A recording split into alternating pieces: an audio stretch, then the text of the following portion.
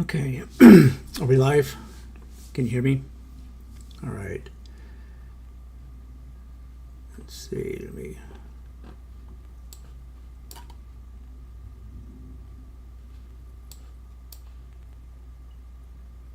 Let's get things adjusted here. Okay, so I know it's been a few weeks since I last made a video.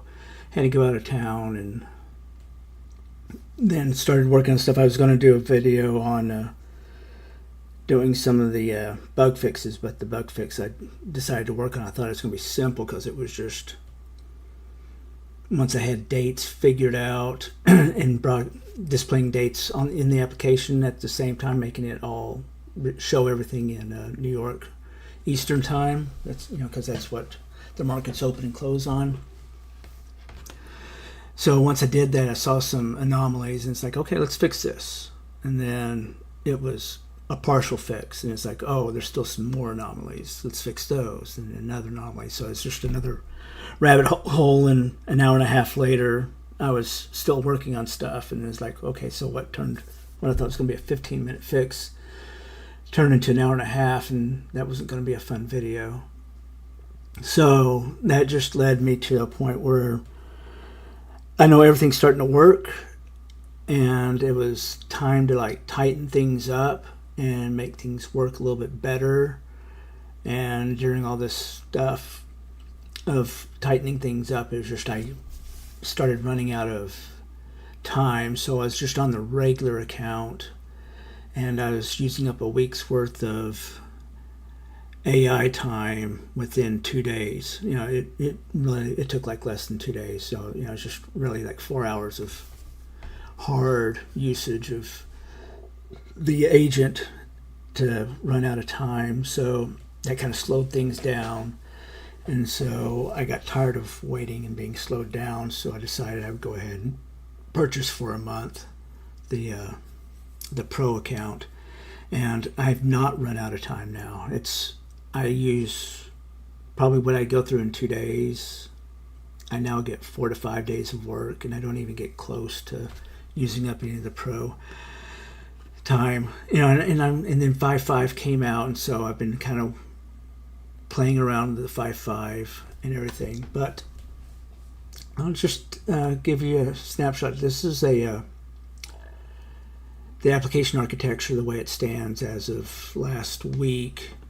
And the only thing I've been doing so far is working on this new part that I added. So prior to last week, I did not have a chart. So what we've been working on is mainly stuff that resides on this side. And it's dealing with all the data collection and getting a reliable data connection. My OAuth was off in another application that I just started off with, well, can I connect to the data service and pull back information? And it worked. And so I had that piece. And so I started building, instead of just rebuilding OAuth. It's just like, well, I just need the certification file. And the certification file is local where I'm developing this application. So I just read it and go, well, after all this stuff, it's like I got in and we put OAuth into the application. And OAuth, when it first went in, it was working, but it wasn't working, but you didn't know it because I was still reading that application file. And so it was a couple of days before it stopped working. And since I was primarily just doing development work and just looking at the data kind of there and just making sure that all my changes, I could still do things and all that, I didn't realize we weren't collecting data. So there was a bug in the OAuth thing, and it had to do with the callback. So when it calls back, it comes back on a different URL, and so I had to build that in to listen for the callback to come back to where they could get the new information, save it, and then you can continue. And I've implemented streaming services, so I get streaming data. We're recording all that streaming data now. It's a standalone program that runs independently of this application so that I can keep doing development work while this collects data. And that's what we've been in, data collection mode. and adding stuff to the UI to access that data. We're not to the point of saying, okay, now let's start looking at models and making sure the models are giving me the information I need to make a trade. But we were getting up to the point where I will. One of the things I added into the model services, so I had just basic EMAs and the crossovers, the setting up signals. We're going to look at doing footprints and collecting streaming data to where I can say this candle is more buy bias or sell bias within it. And there's other things you can do with the footprint data. But I also decided I had like candle signals. And we just started off with the 2-bar candle. The 2-bar candle is even more noisier and less dependable than the EMA crossovers. And also another thing that's happened during this time is that when I first started off the EMA crossovers, it was coming up as a contra signal because we're in a very trending sideways to down market. And about the time I went out of town, we started going into a really snap bull market. I guess you could really call it almost a pre-bear rally market because it's just so violent that it went up. And so some of the signals that were great for the trending market are not so great now. So you get different EMA signals. And that's what I'm expecting. I'm expecting that all the signal stuff I'm working on is very short term because the market is constantly changing and adjusting. But you want to have a pretty good feel that when I'm in this kind of environment, this is what's happened. And you go back into the past and look at these specific 5 or 6 data points that constitute to define the market. This is what we had. But it all comes down to collecting data. And so I've spent a lot of time cleaning up all the data issues that we were having. And so now I'm pretty sure I'm like 95%. We're running and we're up unless I have issues go on my computer or something or networks go out or stuff. I'm pretty confident that I'm capturing everything and capturing it reliably so that we can actually start running these models and starting to get some what predictive software or predictions out of it. Okay, so we'll run through the app now and go through what we've been working on. So if you'll notice, last time I had over here an admin tab that would run all the functions, and I still have a piece of it. It's right here. So all the old functions are still there. We just are not using them anymore because I've gone through and automated most of the processes. So this is the main page. You can get high-level information here. So this is just the events that have been collected. We're tracking only 6 symbols. This is for gaps, so if there's any gaps in the data, if it can, it will go back and fill those gaps in.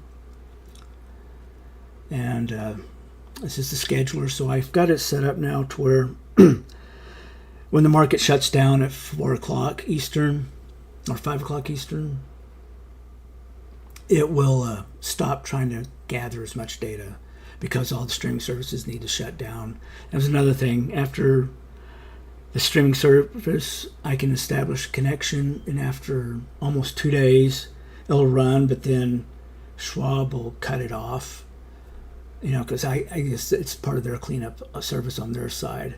And so what I've made changes is that we will shut the service off at each downtime for the futures, and then restart up about 5 minutes before the market's supposed to open. So as soon as the market starts transmitting information, we get the streaming information and can continue to record it.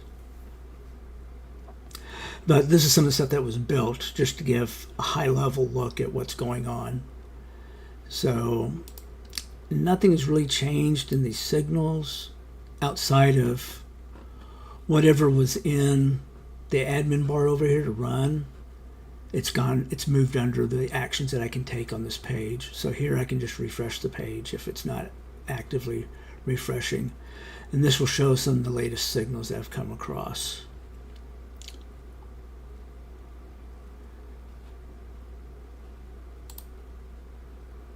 Okay, data, we're still collecting at the 1 minute.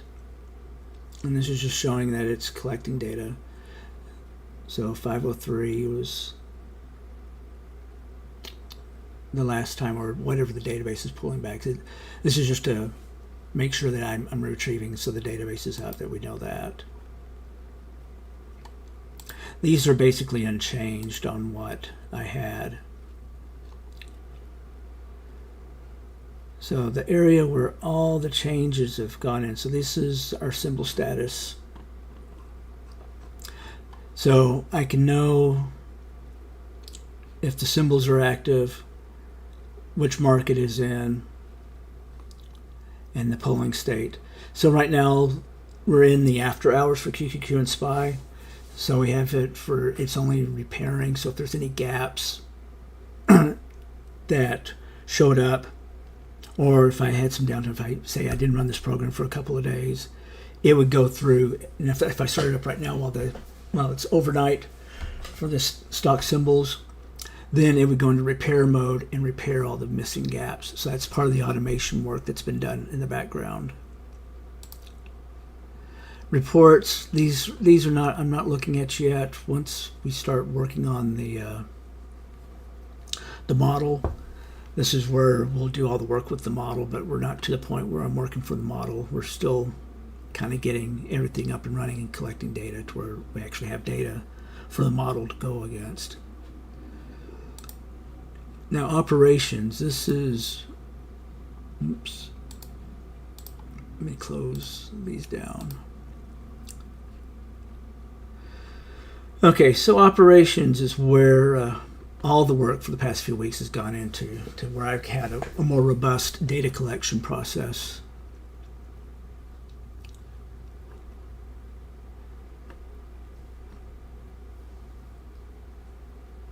Okay, so I can go, if I scroll down here, I can select a service. I can select the application. Now application's here, the current state, it's ready, recent outcome. There's just nothing going on. You know, the application really isn't doing anything right now. We're just passively looking through stuff. Data completeness, once it runs very briefly and checks data to make sure we have everything that we're supposed to. Let's see, here it goes.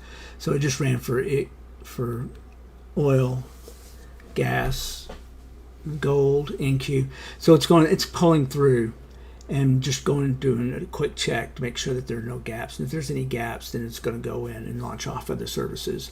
So it just periodically polls and gets everything. In the history, this is just saying it's not going out. So if I don't have any gaps, it's not going to run. But this way I can see that everything's running and up. And we also monitor that the streaming service is running.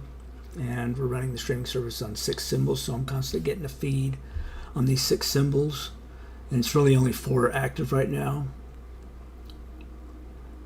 And this is the streaming service. And I can see how many ticks it collected in the past 60 seconds. It should be 1 or 2 ticks that get pushed out to it about every few minutes. It's about once a second that we get a tick information, if there's tick information to be pushed out. So that's one of the things. So Charles Schwab doesn't go for pure tick stream, so I'm not getting the tick as the tick completes. It's once a second roughly. You can say that it will push out the information. It could be 1 tick, it could be 2 ticks, it could be 10 ticks in the last second, just depending on how fast the market's moving. And this gives you a 5-minute count, and as you can see, the NQ doubles all the others. And this is just to let you know that everything's running. I'm getting information right now on the ticks. Okay, tasking history. This is just basically all the boring admin stuff, just to make sure everything's working and running. And so this is how you can see if I have any problems. It'll come up here. Everything's like green. There's no reds. And what I've seen with the history diagnostics, I was getting some reds on the history of trying to fill in the gaps, because we have some permanent gaps. So what I found is that Charles Schwab is not perfect on its data. It occasionally will have a 1 minute gap on the 1 minute file, and it's just a permanent gap, and there's nothing you can do about it. And then I have it set to where after 30 days that we ignore, because all you get is about 30 days worth of activity. So if it's older than 30 days, I'll never fill that. And so all I've done, we did some extra work on the services to say what's good and what's bad and what should be considered an error and what's not an error in the data. So that is a lot of work that's gone in to give me a stable platform for collecting data to where we can actually work and build on the models, which will be coming up. Okay, now this is the piece that I added last week. And if you see the little thing right here, this is a TradingView symbol, because TradingView provides a free developer kit for doing stock charting and stuff. You can embed it into your website and stuff to have displays of information, or you can embed it into an application like what I've done. And right now this is just showing everything on it because that's what I want. So the biggest thing that I've been working on, and it's almost 100% done, is one of the things with trading. You always have all of these screens up, and I got to look at multiple time frames, but I don't really care what the price, what the bar is on the time frame. I'm more concerned with the right now I'm doing a 9-day EMA, so a 9 and 21, and I have it on the 5 minute, the 2 minute, and the 15 minute. And these interactions between these is what will let you know. And if you kind of look here, so this is, let me hit F5. We'll get the most recent read. So you can refresh the browser, and it's going to go through and reload with the latest data. I'm not quite to live. I do have a semi-live. It will go through and automate historical information, which is about 2 to 4 minutes behind.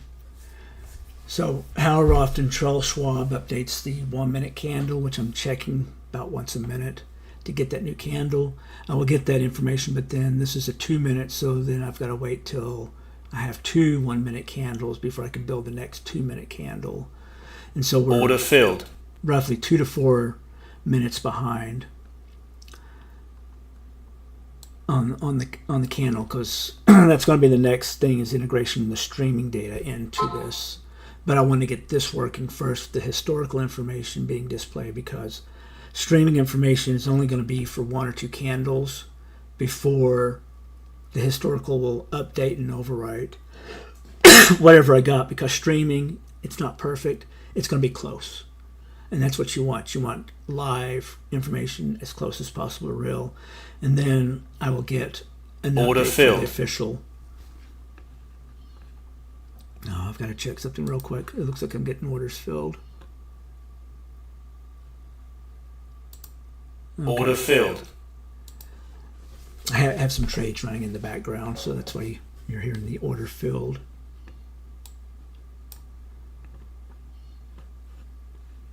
Those were closeouts, so I hit my target. And some of it's being driven by the information here that you see. So one of the things, so let me get back to the EMAs.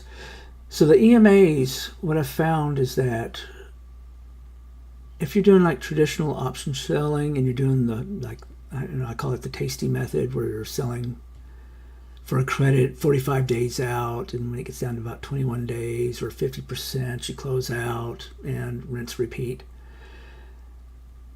This kind of information is pointless over that kind of time frame.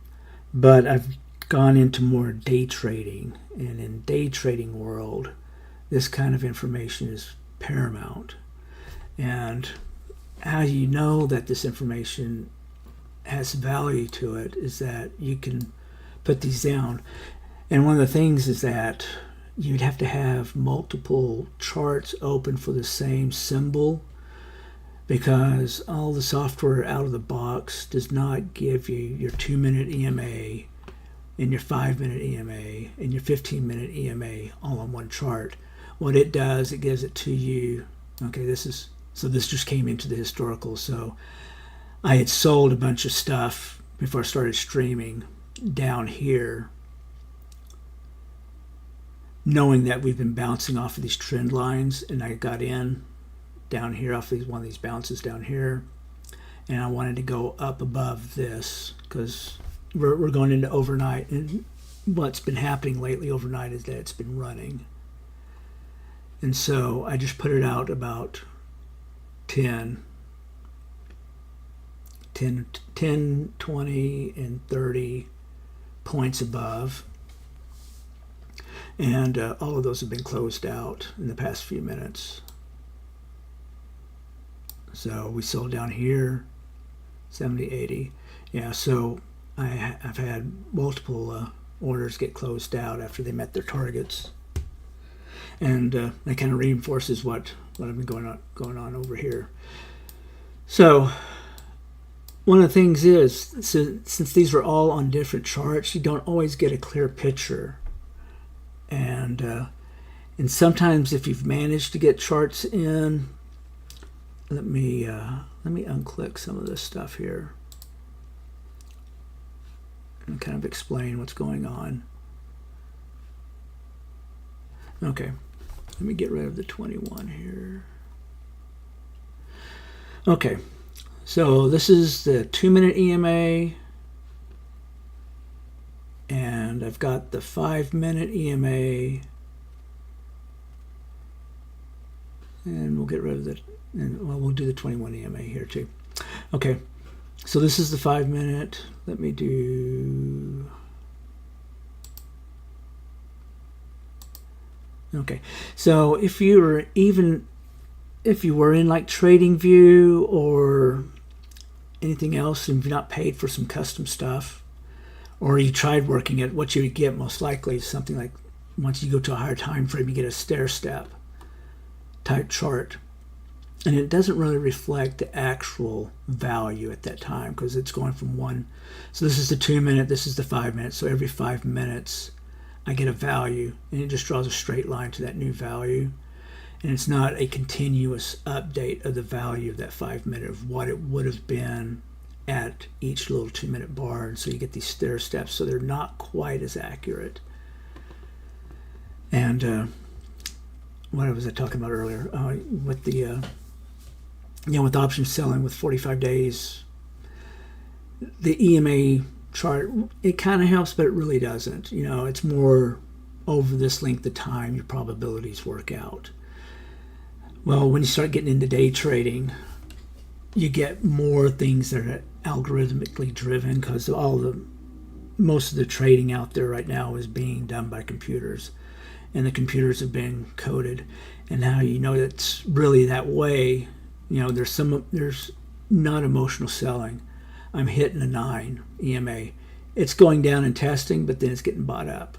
It's going down, getting bought up. And you see that. Now you've had a break, a deeper break, and they'll tell you that it's tapping into the liquidity, and you running out of sellers, and then the buyers take over, and you have it break out. Well, it only goes up so far before it changes direction, and it comes back down. But what you see, it's stopping on this 9 over and over and over and over again. Now here we get overextended, and then it falls through. But where does it fall through? It falls through down to the 5-minute. And if I take this 5-minute and I put the 21 in there, the 5-minute 9-period EMA is almost a close approximation of the 21 2-minute EMA. They're not one for one because there is differences, and you can see those differences become greater. Like on this move up, the 9 EMA for the 5-minute actually comes up above. Okay, so one of the things I was working on, see these stair steps, I'm going to put in what I developed. So this is a continuous EMA for the 5 minute on the 2 minute bar chart. And what we did was as you hit the 5 minute point, we start doing intermediate calculations at each 2 minute point and getting the value of what it would have been theoretically if you're on a continuous reading. So if the chart was bumping up and down, this is where I'd see that value. And we map that, and that gives you a lot closer match to what it actually is, not the stair-step value. So we'll drop the stair-step values and we'll put in the smoothing values. There, that's a more continuous read.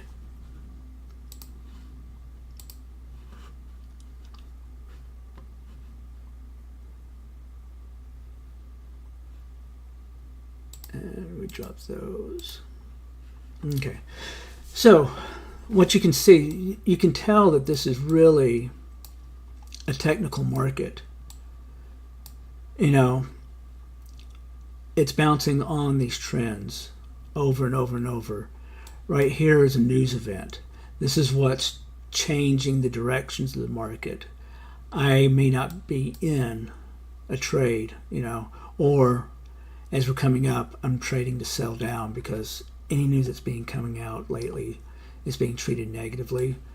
But what do you see? Even though it's a news event that causes a fall, it's coming down and testing just another technical level. And so this is actually I want to say this is, yeah. So this is the 15 minute 21 EMA. And so I came down here, bounced off of it, came back, went back up over all the EMA trends, and then continued climbing over. And that's what we're seeing. So this is one of the things that's been helping improve my trading, is that just seeing all this information here on one single chart, you can actually see how things are going. And after seeing this test and go, that's when you get into the trade and you just let it ride. And that's one of the things I'm going to start working on. What other things can help trigger or helps tell me when we're getting to a point where we're going to do this. But this is the work that's been going on for the past 3 weeks. And the next big step is to actually integrate the live feed, where I can start using this to trade off of, and then start working on the models, because we'll have 2 or 3 weeks of data collected that I can actually start evaluating models. As you can see right now, the 2-bar here is very noisy. Since we've been in a trending market, the EMA signals have fallen off because we're not constantly crossing over on the signals for the EMA. We're not breaking out. But the 2-bar, I can't make heads or tail. I'm going to evaluate it against other data to see if there's any kind of edge with it. And if not, then we're going to go to like some 3-bar patterns or some specific types of candles and see if that drives anything different. I was expecting this, but I wanted something to go into the model that I could test, that I know doesn't have a high probability, and I should see that it doesn't have a high probability through building out models. But I want to be able to see if there's anything at all possible to tease out of it that there's this one signal. You have all these possibilities with the 2-bars, but is there a combination of 2-bars that fit in a certain market profile that it actually is something that you could make a hit on?